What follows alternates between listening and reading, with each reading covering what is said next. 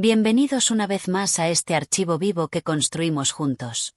Un espacio donde el pensamiento no tiene prisa, donde las ideas se despliegan con la calma que merecen, y donde ustedes, queridos oyentes, encuentran cada semana un refugio para la reflexión profunda. Hoy les propongo un viaje largo.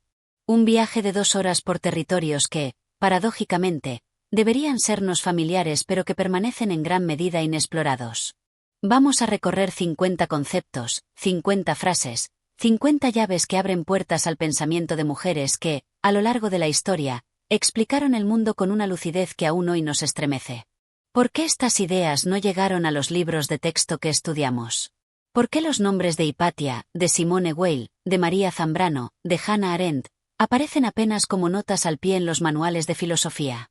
La respuesta es compleja, pero parte de ella es simple y dolorosa. El silencio histórico no es accidental. Es sistemático. Durante siglos, las mujeres pensaron, escribieron, debatieron y construyeron sistemas filosóficos completos. Pero sus voces fueron relegadas, sus obras atribuidas a hombres, sus ideas minimizadas. No porque carecieran de profundidad o rigor, sino porque el mundo no estaba dispuesto a escucharlas.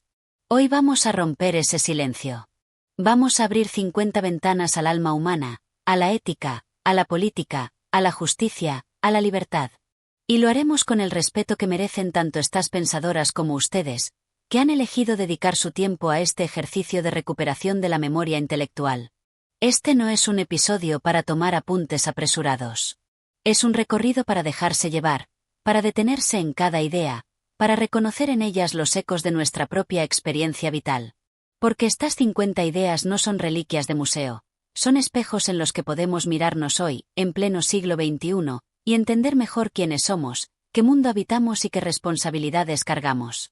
Les prometo un viaje por la ética, la política y el alma.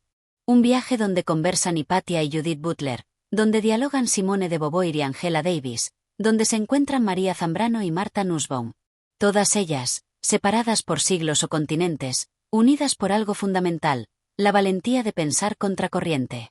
Así que acomódense. Respiren hondo. Y prepárense para descubrir, o redescubrir, 50 maneras de mirar el mundo que quizá nadie les explicó así antes. Comencemos. 1. No se nace mujer, se llega a serlo, Simone de Beauvoir. Empezamos con una frase que, desde 1949, ha incendiado debates, abierto puertas y cuestionado certezas. Simone de Beauvoir escribió en El segundo sexo, no se nace mujer, se llega a serlo. Beauvoir vivió en una Francia desgarrada por la guerra, en un mundo donde las mujeres apenas comenzaban a votar, donde el destino femenino parecía escrito de antemano. Esposa, madre, cuidadora. Ella, filósofa existencialista, compañera intelectual de Sartre pero pensadora autónoma, se preguntó algo radical: ¿qué es una mujer? Y su respuesta fue revolucionaria: mujer no es un hecho biológico inevitable. Es una construcción social, cultural, histórica. Nacemos con un cuerpo, sí, pero el significado de ese cuerpo, lo que se espera de él, lo que se le permite, lo que se le niega, es algo que la sociedad fabrica y nos impone. Esto no niega el cuerpo.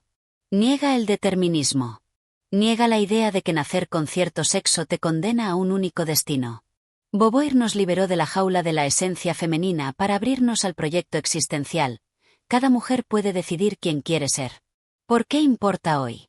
Porque seguimos luchando contra mandatos que nos dicen cómo debemos ser según nuestro género. Porque seguimos viendo cómo las niñas crecen con expectativas distintas a las de los niños. Esta frase de Beauvoir es un recordatorio: la libertad no se hereda, se conquista. Y la identidad no se recibe, se construye. 2. La banalidad del mal, Hannah Arendt. Pasamos ahora de París a Jerusalén, de la identidad al mal. Y aquí nos encontramos con Hannah Arendt, filósofa judía alemana que escapó del nazismo y terminó cubriendo, como reportera para The New Yorker, el juicio a Adolf Eichmann en 1961. Eichmann fue uno de los arquitectos del Holocausto. Arendt esperaba encontrarse con un monstruo. Y lo que vio la horrorizó de otra manera: un burócrata gris, mediocre, que repetía frases hechas, que no pensaba, que solo obedecía órdenes. Ahí nació su concepto más inquietante: la banalidad del mal. El mal no siempre viene con cuernos y fuego. A veces viene con corbata, con expedientes, con la simple ausencia de pensamiento crítico. Eichmann no era un sádico, era un funcionario incapaz de preguntarse si lo que hacía estaba bien o mal. Arendt nos enseñó que el mal más peligroso no es el excepcional, el demoníaco. Es el ordinario, el que cometen personas normales que simplemente dejan de pensar, que renuncian a su capacidad de juicio moral. Miren el mundo hoy. ¿Cuántas veces vemos injusticias cometidas por personas que solo hacen su trabajo? ¿Cuántas veces la maquinaria burocrática aplasta vidas mientras sus operadores se lavan las manos con "yo solo cumplía órdenes"? La banalidad del mal sigue entre nosotros. Y Arendt nos urge a no dejar nunca de pensar, porque pensar es el primer acto de resistencia moral. 3. La gravedad y la gracia. Simone Weil. Simone Weil fue una filósofa mística, una pensadora inclasificable que vivió apenas 34 años pero dejó una obra que arde de intensidad espiritual. En La gravedad y la gracia, publicado póstumamente, Weil nos propone una imagen simple y profunda. La gravedad nos arrastra hacia abajo, hacia el ego, la violencia, el poder. La gracia nos eleva. Weil vivió en la misma Francia que Beauvoir, pero su mirada era distinta. Trabajó en fábricas para entender el sufrimiento obrero. Combatió en la Guerra Civil Española. Se negó a comer más de lo que recibían los soldados en la Segunda Guerra Mundial. Vivió el pensamiento en la carne. Para Weil, la gravedad es la fuerza que nos hace buscar la dominación, el consuelo fácil, la afirmación del yo. La gracia, en cambio, es la capacidad de creación, vaciarnos del ego para acoger al otro, para atender realmente. No habla de una gracia religiosa en sentido estricto, aunque Weil coqueteó con el cristianismo. Habla de una disposición ética, resistir la gravedad del poder y la violencia, abrirse a la gracia de la atención pura. Hoy, en un mundo obsesionado con la autoafirmación, con el éxito personal, con la acumulación, Weil nos recuerda que la verdadera elevación moral pasa por lo contrario, por despojarnos, por atender sin buscar recompensa, por amar sin dominar. 4. La razón poética. María Zambrano. Cruzamos ahora el Mediterráneo para llegar a España, a María Zambrano, una de las filósofas más originales del siglo XX y también una de las más ignoradas por la academia convencional. Zambrano vivió el exilio tras la Guerra Civil. Pasó décadas fuera de España, escribiendo, pensando, desarrollando una filosofía que no encajaba en los moldes académicos. Su propuesta central fue la razón poética, una forma de conocimiento que no separa razón y emoción, logos y mitos, filosofía y poesía. La tradición filosófica occidental, desde los griegos, ha privilegiado la razón abstracta, la lógica, el concepto. Zambrano dice, eso no basta. La vida humana no se deja capturar solo por conceptos. Necesitamos también la poesía, la imagen, el símbolo, la intuición. La razón poética no es irracionalidad. Es una razón más amplia, que integra todas las dimensiones del ser humano. Es pensar con el corazón y sentir con la mente. ¿Por qué necesitamos esto hoy? Porque vivimos en una época de polarización brutal. O eres racional y frío, o eres emocional y débil. Zambrano nos muestra un tercer camino, ser plenamente humanos, capaces de pensar con rigor sin renunciar a la sensibilidad, capaces de sentir profundamente sin renunciar a la lucidez. 5. El derecho a la felicidad racional. Ayn Rand. Ayn Rand es una figura polémica, y eso es quedarse corto. Nacida en Rusia, huyó a Estados Unidos tras la revolución bolchevique y construyó toda una filosofía, el objetivismo, que exalta el individualismo y la razón. Rand defendió algo que muchos consideran escandaloso, el egoísmo racional. Para ella, cada individuo tiene derecho a buscar su propia felicidad, a vivir para sí mismo, sin sacrificarse por otros ni exigir que otros se sacrifiquen por él. No confundamos esto con hedonismo egoísta. Rand habla de una felicidad racional, aquella que se alcanza mediante el trabajo productivo, la honestidad intelectual, el respeto por los derechos de los demás.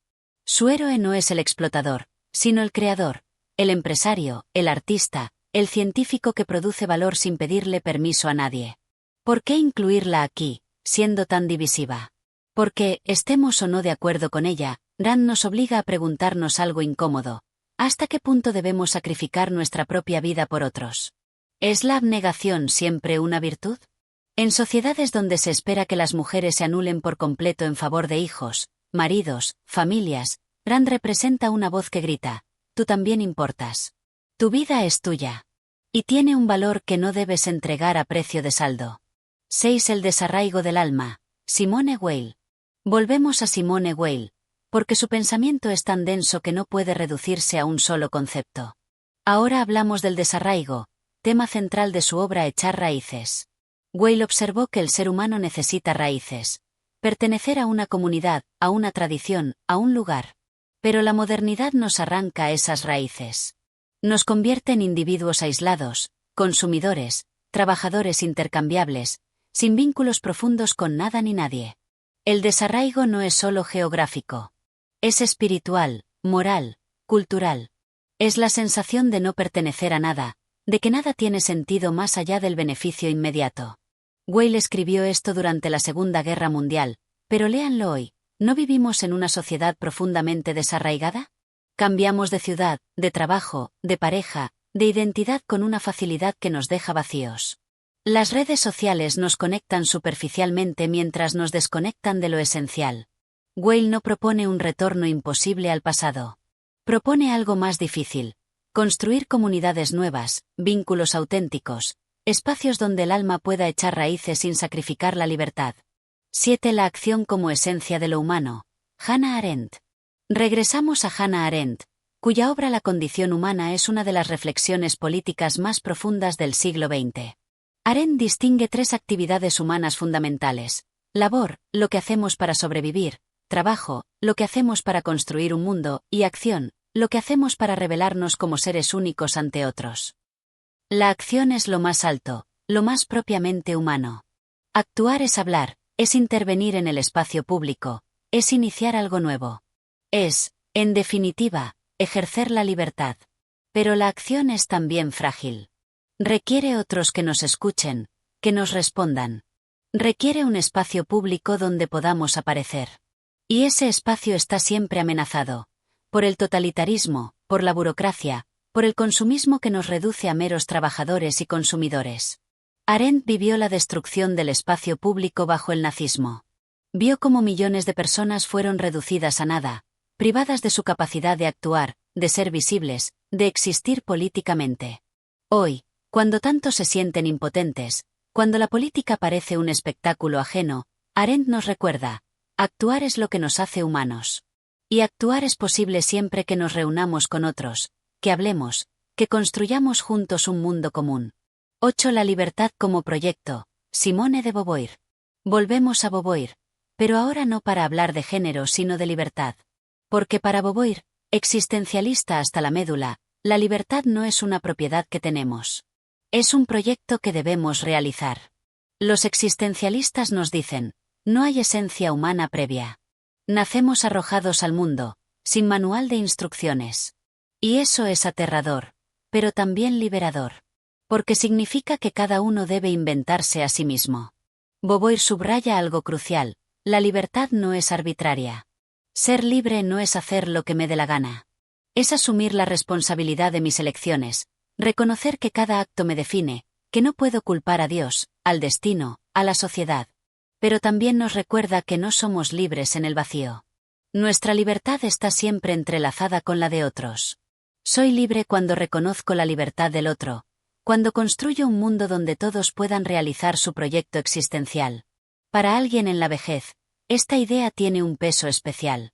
Porque es fácil pensar que ya no queda espacio para proyectos, que la vida ya está decidida. Beauvoir diría: no. Mientras respires, eres libre. Y la libertad es una tarea que nunca termina. 9. Pensar contra uno mismo. Hannah Arendt. Tercer encuentro con Arendt, y ahora tocamos algo íntimo: el pensamiento. Para Arendt, pensar no es acumular conocimientos. Es dialogar con uno mismo. Es esa conversación silenciosa, a veces incómoda, donde nos preguntamos: ¿es esto correcto? ¿Puedo vivir conmigo mismo si hago esto? Pensar es siempre, de algún modo, pensar contra uno mismo. Es cuestionar nuestras certezas, nuestros prejuicios, nuestras comodidades. Es aceptar que podemos estar equivocados. Arendt vio en Eichmann a alguien incapaz de pensar. Alguien que repetía frases hechas, que no se cuestionaba nada. Y ese era, para ella, el mayor peligro moral: la ausencia de pensamiento. Porque cuando no pensamos, Cuando simplemente repetimos lo que nos dicen, cuando no nos detenemos a preguntarnos, somos capaces de cualquier cosa. Pensar es, por tanto, un deber ético. Y es también una forma de libertad. Solo quien piensa puede elegir realmente. Hoy, bombardeados por información, por consignas, por opiniones prefabricadas, Arendt nos urge, no dejen de pensar. Aunque sea incómodo. Aunque les haga dudar. Porque pensar es lo que nos mantiene humanos. 10. La atención como forma de amor. Simone Weil. Cerramos este primer bloque con una idea bellísima de Simone Weil. La atención. Weil dice algo simple y devastador. Amar es prestar atención. Atención pura, sin segundas intenciones, sin esperar nada a cambio. La atención es difícil. Requiere vaciarnos de nosotros mismos, dejar de proyectar nuestros deseos y miedos sobre el otro, y simplemente mirar. Ver al otro como es, en su realidad, en su sufrimiento, en su dignidad. Weil aplicó esto a todo, a Dios, al arte, a la justicia social. La verdadera educación, decía, es educar la atención. El verdadero amor es mirar sin poseer. En un mundo donde la atención es el recurso más escaso, donde todos miramos pantallas, donde todos estamos distraídos, Weil nos devuelve algo sagrado, la capacidad de estar plenamente presentes. Y eso es amor. No la pasión romántica, no el sentimiento efusivo. Sino la capacidad de ver al otro, de escucharlo realmente, de estar ahí sin buscar nada a cambio. Piensen en sus vidas. ¿Cuándo fue la última vez que prestaron atención plena a alguien? Weil nos dice, ahí está el amor. Ahí está lo sagrado. En la atención pura. Hemos recorrido las primeras 10 ideas. Existencia, libertad, mal, gracia, razón poética, desarraigo, acción, atención. Todas ellas pensadas por mujeres que se atrevieron a mirar el mundo de frente. Continuamos ahora con el siguiente bloque, donde nos adentramos en el feminismo, el cuerpo, la identidad. Porque estas pensadoras no solo explicaron el mundo, explicaron también qué significa ser mujer en un mundo que no estaba hecho para escucharlas. 11. La performatividad del género. Judith Butler. Entramos ahora en terreno contemporáneo. Judith Butler, filósofa estadounidense, publicó en 1990 El género en disputa, un libro que revolucionó los estudios de género. Butler plantea algo radical: el género no es algo que somos, sino algo que hacemos. Es performativo. Es decir, se constituye a través de actos repetidos, gestos, palabras, comportamientos. No hay un yo previo que expresa un género. El género es la repetición estilizada de esos actos, y esa repetición crea la ilusión de un núcleo interno. Esto no significa que el género sea una elección libre. Butler no dice elige tu género como quien elige una camisa. Dice que el género es un efecto del poder, de normas sociales que nos preceden y nos moldean. Pero también dice que, precisamente porque es performativo, puede ser subvertido, repetido de forma distinta, cuestionado. ¿Por qué importa? Porque esto abre puertas. Si el género no es natural, si no está inscrito en el ADN, entonces las normas de género pueden cambiar. La masculinidad y la feminidad pueden ser de otra manera. Y quienes no encajan en esas normas no son anormales, son simplemente humanos viviendo el género de forma diferente. Butler nos da herramientas para entender debates actuales sobre identidad trans, sobre roles de género, sobre masculinidades y feminidades diversas. Y nos recuerda, el género es un campo de batalla, pero también un espacio de libertad. 12. El feminismo interseccional. Angela Davis. Angela Davis es un ícono de los derechos civiles, una filósofa, activista y académica que dedicó su vida a pensar la opresión en todas sus formas. Davis nos enseñó algo fundamental: no basta con hablar de la mujer. Porque no todas las mujeres viven la opresión de la misma manera. Una mujer blanca, de clase media, no enfrenta las mismas barreras que una mujer negra, pobre, lesbiana.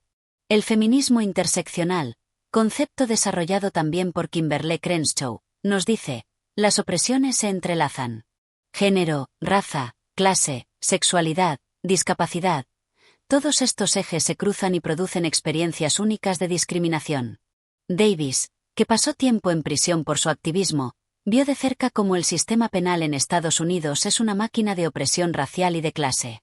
Vio cómo las mujeres negras son criminalizadas, invisibilizadas, explotadas.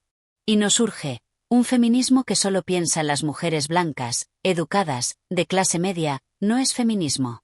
Es un club exclusivo. El verdadero feminismo debe abrazar la complejidad de todas las vidas, de todas las luchas. Hoy, cuando hablamos de feminismo, no podemos ignorar a Davis. Porque nos recuerda que la liberación de las mujeres está entrelazada con la liberación de todas las personas oprimidas. Nadie es libre hasta que todos somos libres. 13. El sujeto femenino ilustrado, Mary Wollstonecraft.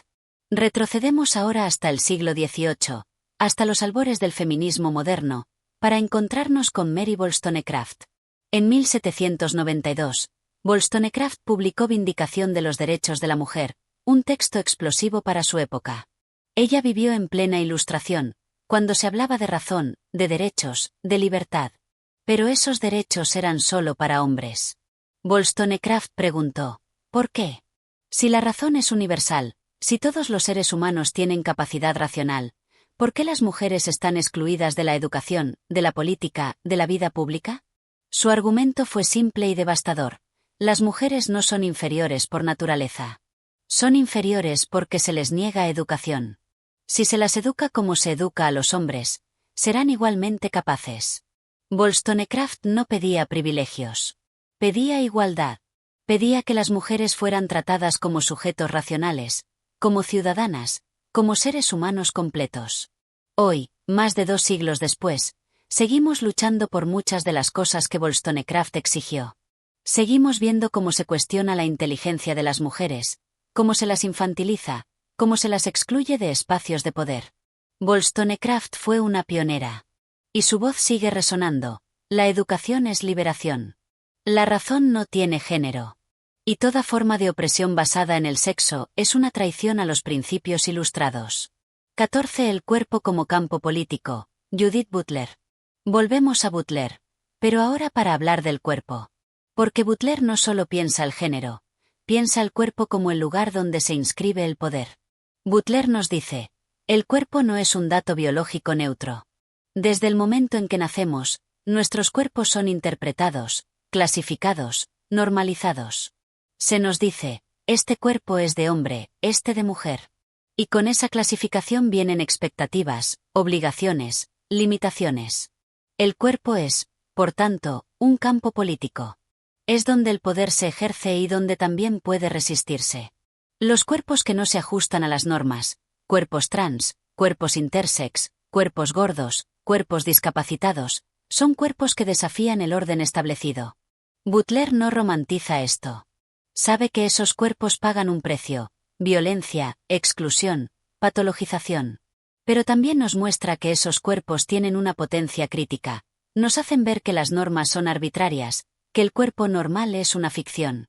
Hoy, en debates sobre derechos trans, sobre autonomía corporal, sobre aborto, sobre belleza normativa, Butler nos da herramientas para entender, el cuerpo es político. Y la lucha por la libertad pasa por el derecho a habitar nuestros cuerpos sin que el Estado, la medicina, la sociedad nos digan cómo debemos ser. 15. La opresión estructural, Angela Davis. Segunda visita a Angela Davis, ahora para entender un concepto clave, la opresión estructural. Davis nos enseña que la opresión no es solo un asunto de individuos malos. No basta con decir no seas racista o no seas machista. Porque el racismo, el machismo, el clasismo están incrustados en las estructuras, en las leyes, en las instituciones, en la economía. El sistema penal en Estados Unidos, por ejemplo, no es neutral. Está diseñado para criminalizar a las personas negras y pobres. Las cárceles son la continuación de la esclavitud por otros medios. La pobreza no es un accidente. Es el resultado de políticas económicas que concentran la riqueza en pocas manos y condenan a millones a la precariedad.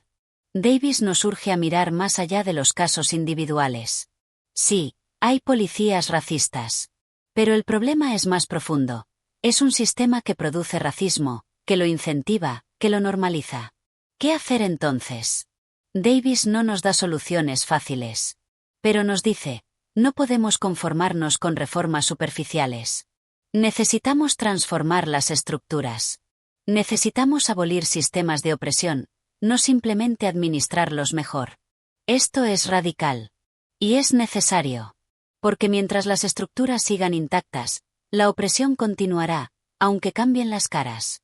16. La ética del cuidado. Carol Gilligan. Carol Gilligan, psicóloga y filósofa estadounidense, revolucionó la ética con una idea simple: hay más de una forma de ser moral. Durante décadas, la psicología moral se basó en estudios hechos solo con hombres. Y se concluyó que el desarrollo moral pasa por aprender a aplicar principios abstractos de justicia. Gilligan dijo: un momento. Cuando estudiamos a las mujeres, vemos otro patrón. Las mujeres tienden a pensar la moral no en términos de principios abstractos, sino en términos de relaciones, de cuidado, de responsabilidad concreta hacia otros. Esto no es inferioridad. Es una ética diferente. La ética del cuidado no pregunta ¿qué principio aplico? Pregunta ¿quién necesita ayuda? ¿Cómo puedo responder a esta persona concreta? Gilligan no dice que solo las mujeres cuiden. Dice que el cuidado ha sido históricamente feminizado, despreciado, considerado inferior a la justicia abstracta. Pero necesitamos ambas. Una ética completa integra justicia y cuidado. Necesitamos principios universales, sí, pero también necesitamos atender a las particularidades, a las relaciones, a las vulnerabilidades concretas. Hoy, cuando hablamos de crisis de cuidados, quien cuida a los niños, a los ancianos, a los enfermos, Gilligan nos recuerda: el cuidado no es algo menor. Es el fundamento de la vida humana. Y una sociedad que desprecia el cuidado es una sociedad que se desmorona. 17. La mujer como sujeto moral. Harriet Taylor Mill. Harriet Taylor Mill es una figura fascinante, como tantas otras, largamente ignorada. Fue pensadora, activista y colaboradora intelectual de su esposo, John Stuart Mill. Pero durante mucho tiempo sus ideas fueron atribuidas solo a él. Taylor Mill defendió con claridad cristalina la igualdad de las mujeres. No porque las mujeres fueran iguales a los hombres en gustos o inclinaciones, sino porque son igualmente sujetos morales. Es decir, tienen la misma capacidad para decidir, para juzgar, para actuar moralmente. Negar a las mujeres derechos políticos, educación, autonomía económica no solo es injusto, es absurdo. Porque se basa en la falsa premisa de que las mujeres son seres morales inferiores. Taylor Mill escribió sobre el matrimonio, sobre el divorcio, sobre el trabajo. Y en todos esos ámbitos defendió algo revolucionario para su tiempo: la mujer debe ser dueña de su propia vida. En un mundo donde las mujeres casadas no podían poseer propiedades, donde no podían divorciarse de maridos abusivos, donde su testimonio legal valía menos que el de un hombre, Taylor Mill fue una voz clarísima: esto es opresión. Y debe terminar.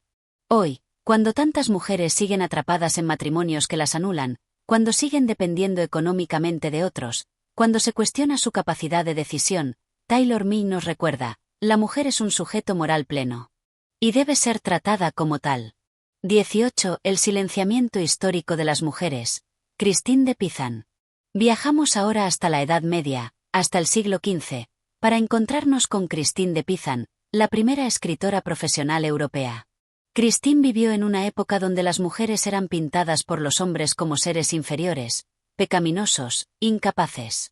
La literatura, la teología, la filosofía repetían lo mismo: la mujer es un error de la naturaleza. Christine dijo: basta. Y escribió La ciudad de las damas, una obra donde construye una ciudad imaginaria poblada por mujeres sabias, valientes, virtuosas de toda la historia. Y demuestra, una por una, que las acusaciones contra las mujeres son falsas. Christine no solo defendió a las mujeres de su tiempo. Denunció el silenciamiento histórico: las mujeres han hecho grandes cosas, pero los hombres no las han escrito. Han preferido borrarlas, minimizarlas, atribuir sus logros a otros. Este silenciamiento no es casual. Es sistemático. Porque si se reconociera que las mujeres son capaces, inteligentes, creadoras, se vendría abajo toda la estructura de dominación patriarcal. Christine de Pizan fue una pionera del feminismo, 6 siglos antes de que existiera la palabra. Y su denuncia sigue vigente. ¿Cuántas mujeres geniales no conocemos porque nadie escribió sobre ellas? ¿Cuántas obras fueron atribuidas a hombres? ¿Cuántas voces se perdieron? Recuperar esas voces es un acto de justicia histórica. Y es también una forma de entender mejor quiénes somos. 19. La colonialidad del género. María Lugones. María Lugones, filósofa argentina-estadounidense, nos introduce a un concepto crucial, la colonialidad del género. Lugones nos dice que el género, tal como lo entendemos hoy, la división binaria hombre/mujer con roles rígidos, no es universal. Es un producto de la colonización europea. Muchas sociedades indígenas precolombinas tenían sistemas de género más fluidos, reconocían más de dos géneros, no asociaban género con dominación de la misma manera. La colonización no solo impuso una economía, una religión, una lengua. Impuso también un sistema de género. Y ese sistema fue una herramienta de dominación. Clasificar a las personas, jerarquizarlas, controlarlas. Las mujeres indígenas y negras fueron doblemente oprimidas, como mujeres y como colonizadas. Pero además, su propia femineidad fue construida de forma distinta a la de las mujeres blancas. Fueron hipersexualizadas, bestializadas, explotadas de formas específicas. Lugones nos urge a descolonizar el género. Es decir, a reconocer que la manera en que pensamos el género hoy está contaminada por la historia colonial. Y que liberar el género pasa también por liberarlo de esa herencia. Esto es complejo, pero esencial. Porque nos abre a entender que el género es aún más diverso, más plural, más resistente de lo que imaginamos. Y que las luchas de género deben ser también luchas anticoloniales. 20. La justicia como reconocimiento. Nancy Fraser. Cerramos este bloque con Nancy Fraser, filósofa política estadounidense, y su concepto de justicia como reconocimiento. Durante mucho tiempo, la izquierda política pensó la justicia solo en términos de redistribución económica, salarios justos, servicios públicos, igualdad material. Fraser dice, eso es fundamental, pero no suficiente. Porque hay injusticias que no son solo económicas. Son injusticias de reconocimiento. Cuando tu identidad, tu cultura, tu forma de vida es despreciada, invisibilizada, estigmatizada. Las mujeres, las personas LGBTQI, las minorías raciales, las personas con discapacidad, no solo necesitan redistribución económica. Necesitan que se reconozca su dignidad, su valor, su derecho a existir sin ser humillados. Fraser propone una justicia bidimensional, redistribución y reconocimiento. Ambas son necesarias. Y ambas deben ir juntas. Hoy, cuando vemos debates feroces entre política de clase y política de identidad, Fraser nos muestra que es una falsa dicotomía. Necesitamos ambas. Porque la opresión tiene muchas caras, y la justicia también debe tenerlas. Llevamos 20 ideas. 20 ventanas al pensamiento de mujeres que pensaron el género, el cuerpo, la opresión, la justicia. Y aún nos quedan 30. Continuamos ahora con el bloque de ética, justicia y responsabilidad. Porque estas pensadoras no solo diagnosticaron el mundo, también nos dieron herramientas para transformarlo. 21. El enfoque de las capacidades. Martha Nussbaum. Martha Nussbaum, filósofa estadounidense aún viva y extraordinariamente prolífica, nos ha dado una de las teorías de justicia más influyentes de las últimas décadas, el enfoque de las capacidades. Nussbaum pregunta, ¿qué necesita un ser humano para vivir una vida digna? No basta con tener derechos formales. No basta con no estar por debajo de la línea de pobreza. Necesitamos capacidades reales, salud, educación, libertad política, acceso a la cultura, relaciones afectivas. Nussbaum elabora una lista de 10 capacidades centrales: vida, salud corporal, integridad física, sentidos e imaginación, emociones, razón práctica, afiliación, relación con otras especies, juego, control sobre el propio entorno. Una sociedad justa es aquella que garantiza que cada persona pueda desarrollar estas capacidades. No importa que seas mujer, que seas pobre, que seas discapacitado, mereces una vida floreciente. Este enfoque ha sido usado para evaluar políticas públicas, para pensar el desarrollo, para criticar desigualdades. Y tiene algo poderoso. Pone en el centro la vida concreta de las personas, no abstracciones económicas. Hoy, cuando hablamos de calidad de vida, de bienestar, de derechos humanos, Nussbaum nos da un marco. Preguntémonos qué capacidades están siendo negadas. Y luchemos para que todos puedan desarrollarlas. 22. ¿Qué nos debemos unos a otros? Judith Jarvis Thomson. Judith Jarvis Thomson es una filósofa moral estadounidense famosa por sus experimentos mentales. Y la pregunta que atraviesa su obra es, ¿qué nos debemos unos a otros? Thompson es famosa por su defensa del aborto, usando un experimento mental. Imagina que despiertas conectado a un violinista enfermo. Tu cuerpo lo mantiene vivo. ¿Estás moralmente obligado a permanecer conectado? Thompson dice, no. Aunque el violinista tenga derecho a vivir, no tiene derecho a usar tu cuerpo sin tu consentimiento. Y lo mismo aplica a un feto. Esto no resuelve todos los dilemas morales del aborto. Pero nos da una herramienta: distinguir entre el derecho a la vida y el derecho a usar el cuerpo de otro. Más allá del aborto, Thompson nos invita a pensar con precisión sobre nuestras obligaciones morales. No todo lo malo que podríamos evitar es nuestra responsabilidad evitarlo. Hay límites a lo que podemos exigir a otros. Esto no es egoísmo. Es reconocer que la moral tiene estructura, que hay diferencias entre hacer daño y dejar que el daño ocurra, entre actos y omisiones. En un mundo donde constantemente nos sentimos culpables por no hacer más, Thompson nos da permiso para pensar con más claridad. ¿Qué debemos realmente?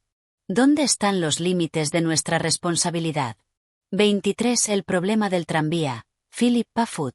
Philippa Foot, filósofa británica, nos legó uno de los experimentos mentales más famosos de la ética: el problema del tranvía.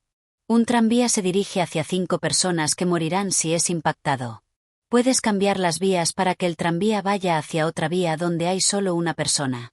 ¿Debes hacerlo? Foot usa este experimento para explorar la diferencia moral entre matar y dejar morir, entre actuar y omitir. La mayoría dice, sí, cambia las vías. 5 vidas valen más que una. Pero luego Foot complica el escenario. ¿Qué si para detener el tranvía debes empujar a una persona grande desde un puente, sabiendo que su cuerpo detendrá el tranvía y salvará a las 5? Aquí la mayoría dice, no, eso sería asesinato. ¿Por qué la diferencia? Foot explora ideas como la doctrina del doble efecto, la distinción entre medios y efectos colaterales, la intención moral. Esto no es un juego académico. Son preguntas reales. ¿Cuándo es justificable sacrificar a algunos para salvar a muchos? ¿Cómo evaluamos las decisiones médicas en tiempos de pandemia? ¿Cómo pensamos la guerra, la tortura, el sacrificio? Foot no nos da respuestas fáciles. Nos da herramientas para pensar mejor, para distinguir, para no caer en simplismos. 24. La intención moral. Elizabeth Anscombe. Elizabeth Anscombe, filósofa británica y discípula de Wittgenstein, escribió uno de los textos más influyentes de ética del siglo XX, Intención. Anscombe nos recuerda algo que la filosofía moral moderna había olvidado: la intención importa. No basta con mirar las consecuencias de un acto. Debemos preguntarnos, ¿qué pretendía el agente? Esto parece obvio, pero no lo es. El utilitarismo, por ejemplo, dice que solo importan las consecuencias. Si un acto produce más felicidad que sufrimiento, es bueno, sin importar la intención. Anscombe dice, no. Hay actos que son malos en sí mismos, independientemente de las consecuencias. Torturar, por ejemplo. Aunque torturar a un terrorista salvara miles de vidas, seguiría siendo moralmente malo porque la intención es infligir sufrimiento. Anscombe también criticó el armamento nuclear. Dijo, los bombardeos atómicos de Hiroshima y Nagasaki fueron asesinatos masivos. No importa que se justificaran como necesarios para terminar la guerra. La intención era matar civiles, y eso es siempre malo. Esta postura es polémica. Pero es también profunda. Porque nos recuerda que la moral no es solo cálculo de consecuencias. Es también sobre quiénes somos, qué tipo de personas queremos ser, qué intenciones habitamos. 25. La virtud como práctica. Philippa Foot. Volvemos a Philippa Foot, pero ahora para hablar de su recuperación de la ética de la virtud. Durante siglos, la ética occidental estuvo dominada por 2 corrientes: el utilitarismo, haz lo que produzca más felicidad, y el kantismo, haz lo que puedas universalizar como ley. Foot dijo, hay otra tradición, la aristotélica, que no pregunta qué debo hacer, sino cómo debo ser. Es decir, no se centra en actos aislados sino en desarrollar virtudes: coraje, justicia, templanza, sabiduría. La virtud no es una regla. Es una disposición de carácter que se cultiva con la práctica. El valiente no es quien ocasionalmente hace algo valiente. Es quien habitualmente enfrenta el miedo de forma apropiada. Foot nos recuerda que la ética no es solo para momentos excepcionales. Es para la vida cotidiana. Es sobre cómo cultivamos nuestro carácter, cómo nos volvemos mejores personas a través de hábitos, de prácticas, de comunidades que nos sostienen. Esto es especialmente relevante en la vejez. Porque la virtud no es cuestión de juventud. Es cuestión de toda una vida. Y alguien que ha vivido décadas practicando la generosidad, la justicia, la paciencia, se ha convertido en alguien virtuoso. Food nos da esperanza. La ética no es una lista de reglas. Es un camino de cultivo personal que nunca termina. 26. La responsabilidad sin culpa. Hannah Arendt. Cuarta visita a Hannah Arendt, ahora para hablar de un concepto sutil, la responsabilidad sin culpa. Arendt distingue entre responsabilidad moral y culpa legal. Puedes ser legalmente inocente, no cometiste ningún crimen, pero moralmente responsable. Por ejemplo, si vives en una sociedad injusta y te beneficias de esa injusticia, aunque no la hayas creado, tienes responsabilidad. No culpa legal, pero sí responsabilidad moral de trabajar para cambiarla. Esto es incómodo. Porque nos gusta pensar que si no hicimos nada malo, no tenemos de qué responder. Pero Arendt dice, no. La responsabilidad no es solo por lo que haces. Es también por el mundo que habitas, por las estructuras que sostienes con tu silencio, con tu inacción. Hoy, cuando hablamos de racismo sistémico, de cambio climático, de desigualdad, esta idea es crucial. Puedes no ser racista activamente, pero si te beneficias del racismo y no haces nada, tienes responsabilidad. Arendt no nos culpa. Nos invita a asumir nuestra responsabilidad como seres políticos, como habitantes de un mundo común. Y eso implica actuar, aunque no seamos culpables.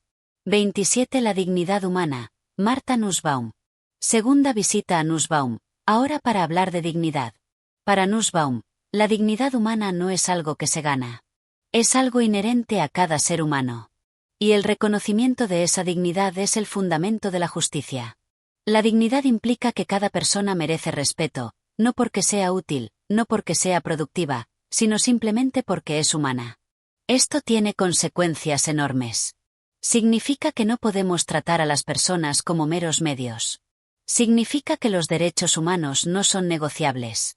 Significa que incluso los criminales, los enemigos, los más marginados tienen dignidad. Nussbaum aplica esto a muchos campos. A los derechos de las mujeres, de las personas con discapacidad, de los animales no humanos. Sí, Nussbaum extiende la dignidad más allá de lo humano.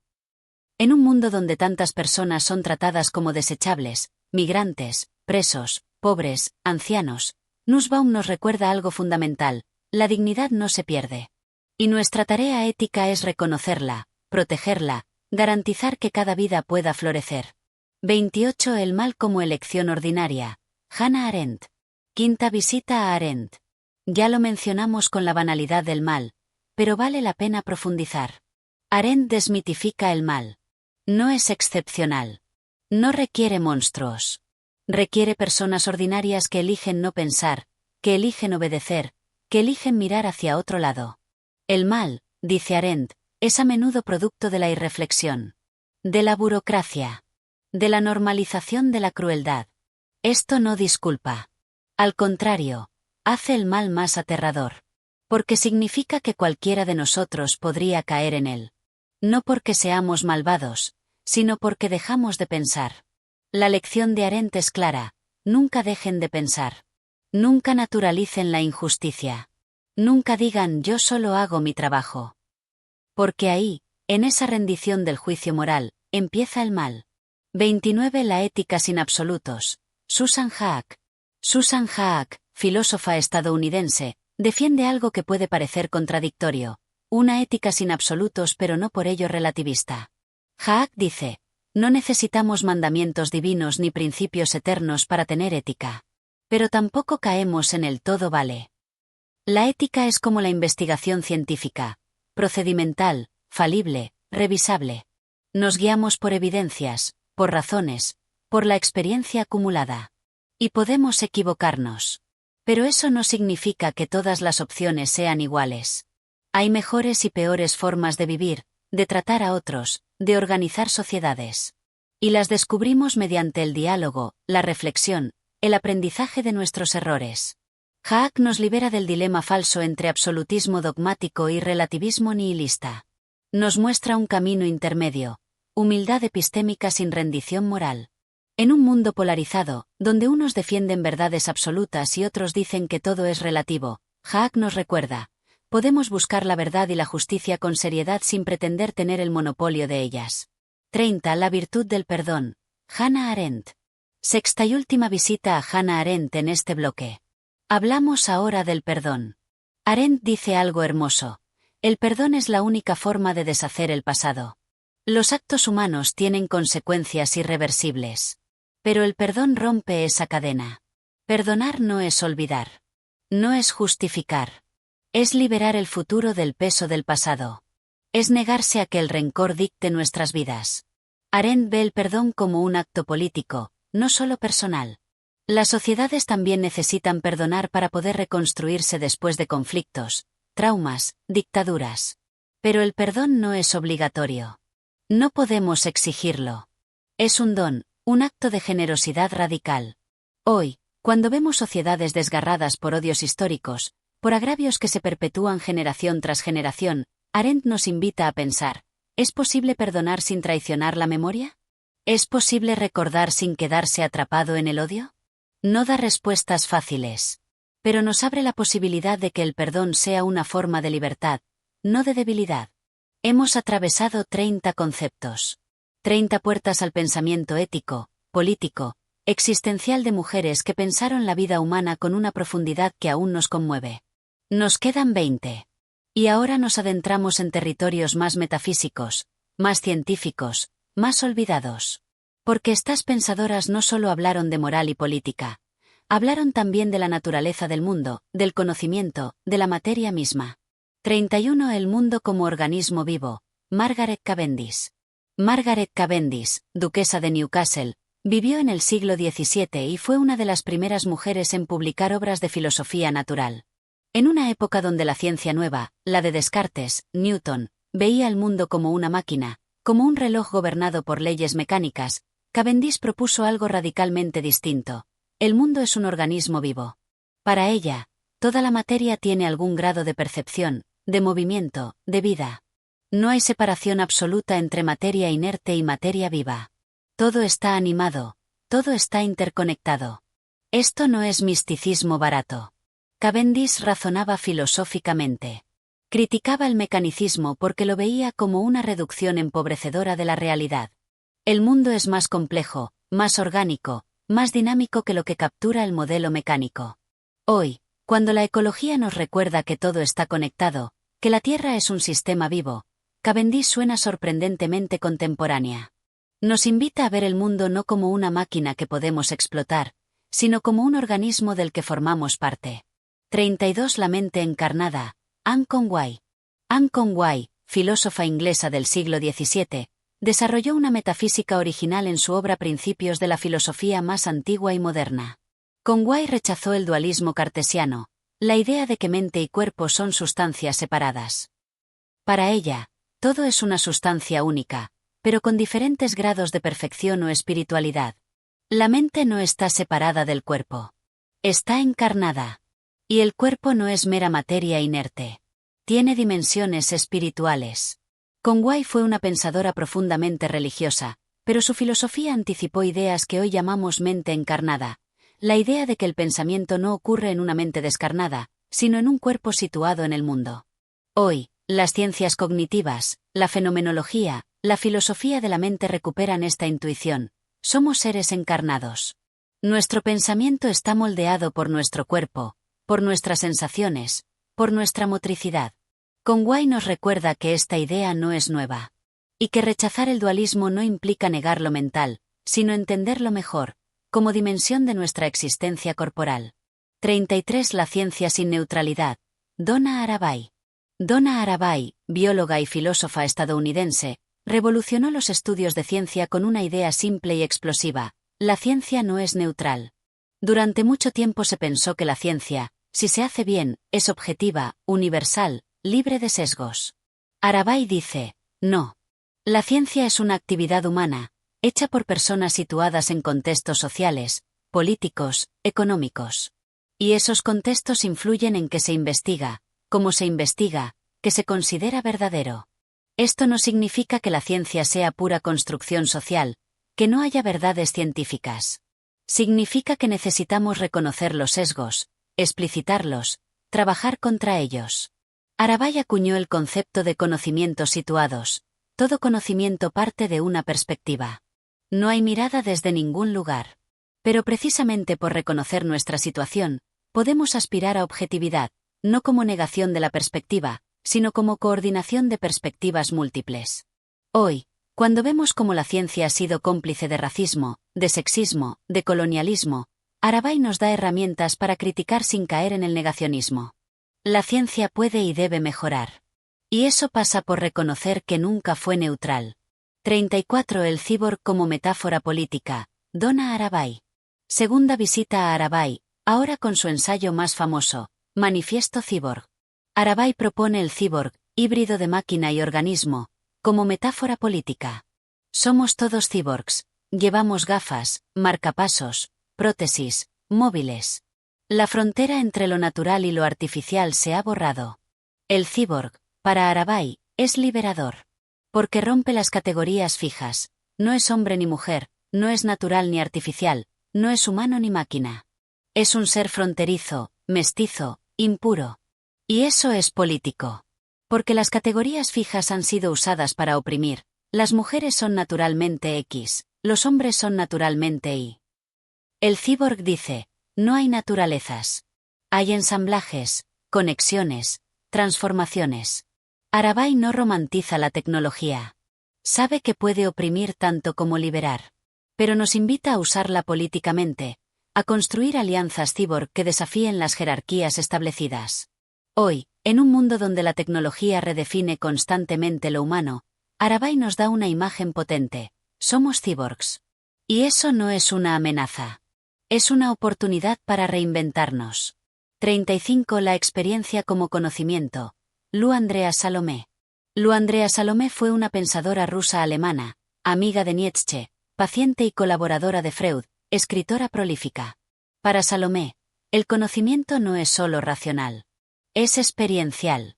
Conocemos con todo nuestro ser, con la razón, sí, pero también con el cuerpo, con las emociones, con la intuición. Esta idea conecta con la razón poética de Zambrano, pero Salomé la lleva a otro terreno, el psicológico. Ella exploró la sexualidad, el amor, la creatividad, la religión, siempre desde la convicción de que solo entendemos aquello que hemos vivido. Esto no es antiintelectualismo. Es reconocer que el conocimiento tiene múltiples formas. Y que algunas verdades sobre la vida humana solo se revelan en la experiencia vivida. Hoy, cuando el conocimiento parece reducirse a datos, a información cuantificable, Salomé nos recuerda, hay saberes que no caben en gráficos. Hay verdades que solo se aprenden viviendo. Y para ustedes, que han vivido tantas décadas, esto tiene un peso especial. Su experiencia es conocimiento. No menor que el académico. Distinto, pero igualmente valioso. 36. La filosofía natural femenina, Margaret Cavendish. Cavendish no solo pensó la naturaleza, defendió el derecho de las mujeres a hacer ciencia, en una época donde estaban totalmente excluidas de las instituciones científicas. 37. La materia pensante, Anne Conway. Conway propuso que incluso la materia tiene dimensiones de sensibilidad, anticipando debates contemporáneos sobre conciencia y materia. 38. La crítica al positivismo, Michelle Ledoeuf. Ledoeuf, filósofa francesa, criticó la pretensión positivista de que la ciencia es el único conocimiento válido, mostrando cómo eso margina saberes filosóficos, éticos, estéticos. 39. La construcción social del saber, Donna Arabay, ya cubierto parcialmente. Arabay insiste en que todo saber es situado, construido socialmente, pero eso no lo invalida, lo hace más honesto. 40. El conocimiento situado, Donna Arabay. El conocimiento siempre parte de algún lugar. Reconocerlo es el primer paso para una objetividad más robusta, no más débil. 41. El amor como vía al conocimiento, Diotima de Mantinea. Volvemos a la antigüedad, al diálogo platónico El banquete, donde aparece Diotima de Mantinea, una sacerdotisa que enseña a Sócrates sobre el amor. ¿Existió realmente Diotima? No lo sabemos. Pero su voz, tal como Platón la recoge, es profunda. Diotima explica que el amor, eros, no es solo deseo sexual. Es deseo de lo bello, de lo bueno, de lo eterno. El amor es, para Diotima, una escalera. Comienza amando cuerpos bellos, luego almas bellas, luego conocimientos bellos, hasta llegar al amor a la belleza en sí, a la idea de lo bello. Esto suena abstracto, pero tiene una intuición poderosa. El amor es una forma de conocimiento. Amamos lo que nos atrae, lo que nos parece valioso. Y ese amor nos impulsa a conocer más profundamente. Hoy, en una cultura que separa amor y razón, Diotima nos recuerda: el amor puede ser un camino filosófico. No se opone al conocimiento. Lo impulsa. 42. La sabiduría como peligro político. Hipatia de Alejandría. Hipatia vivió en el siglo IV en Alejandría, Egipto. Fue matemática, astrónoma, filósofa. Enseñaba filosofía neoplatónica en una época de conflictos religiosos violentos. Hipatia fue asesinada por una turba cristiana. Su crimen: ser sabia, ser mujer, ser pagana, ser influyente. Su sabiduría era peligrosa para quienes no toleraban voces disidentes. Hipatia no dejó obras escritas.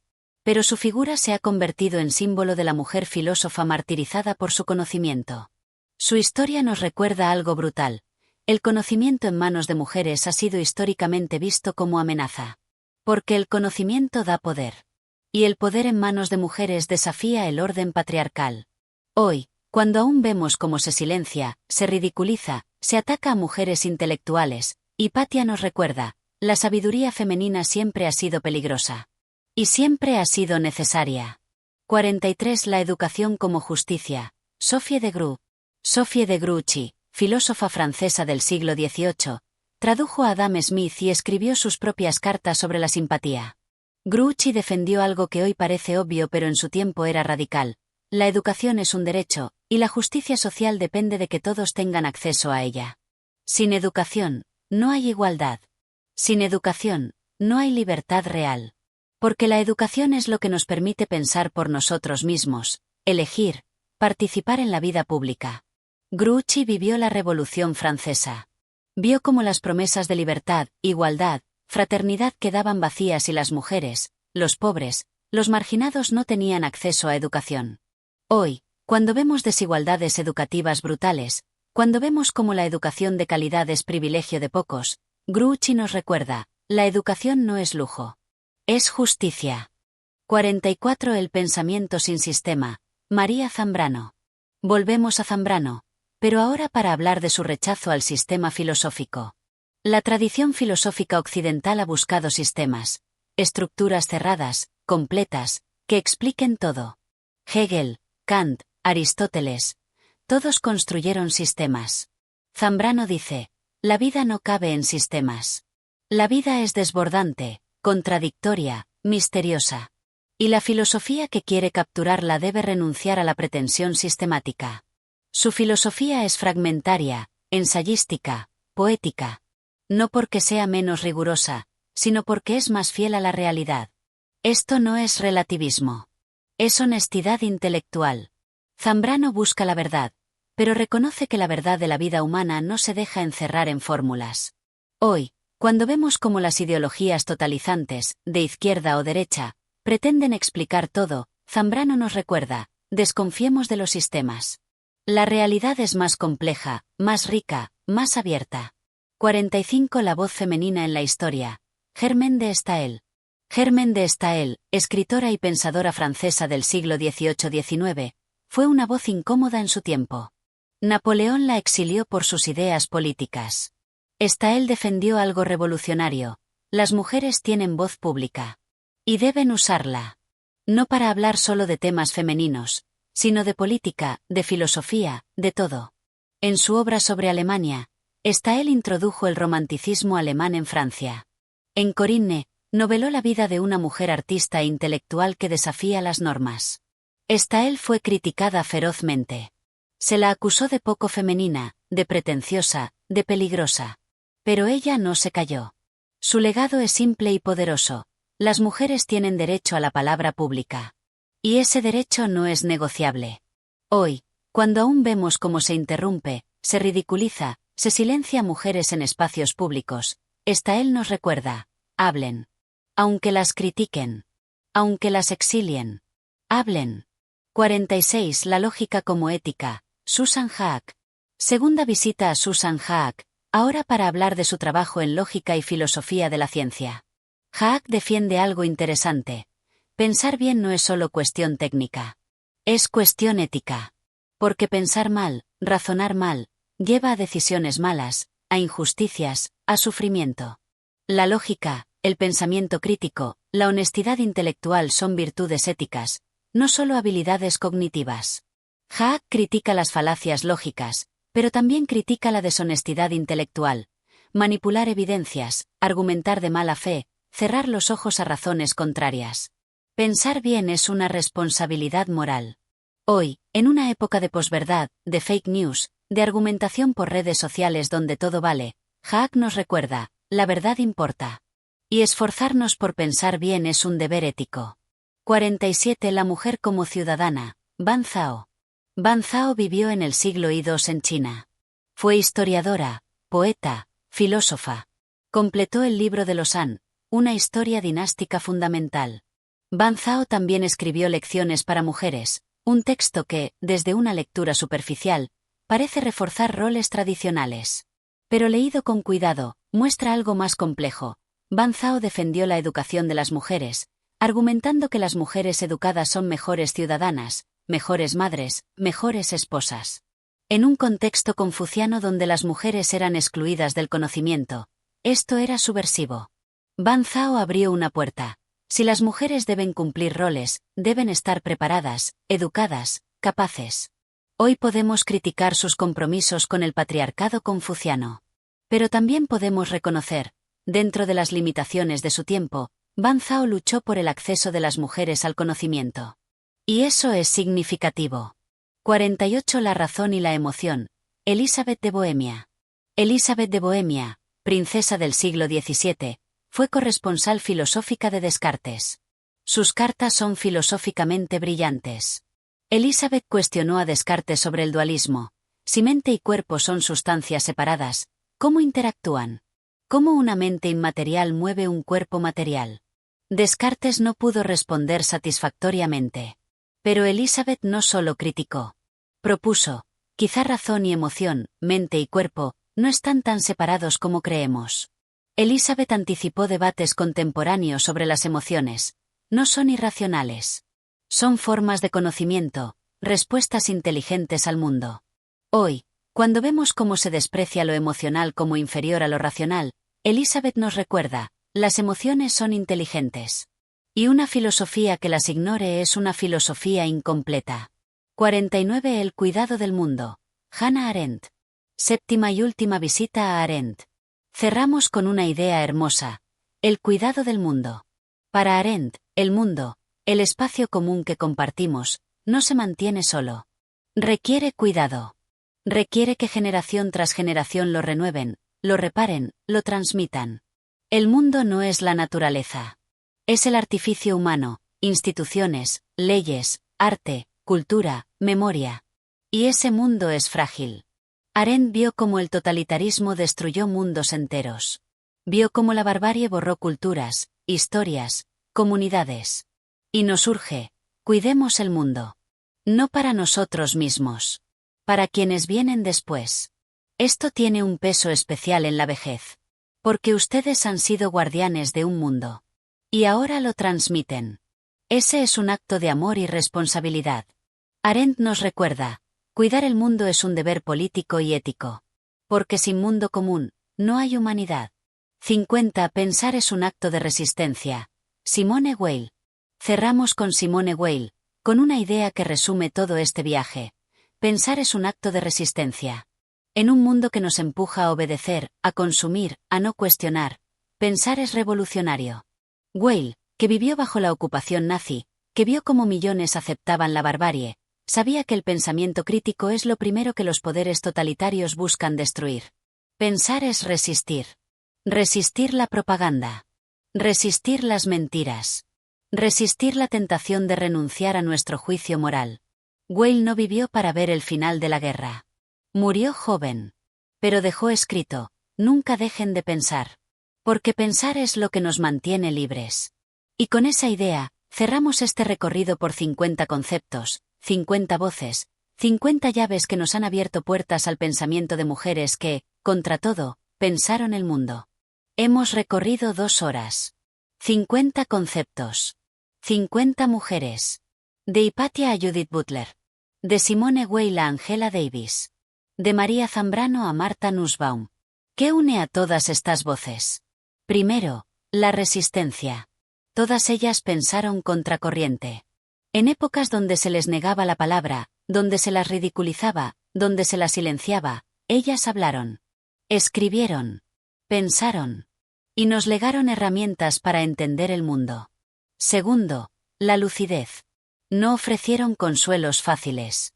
Miraron la realidad de frente, el mal, la opresión, el sufrimiento, la injusticia. Pero también la belleza, la gracia, el amor, la posibilidad de libertad.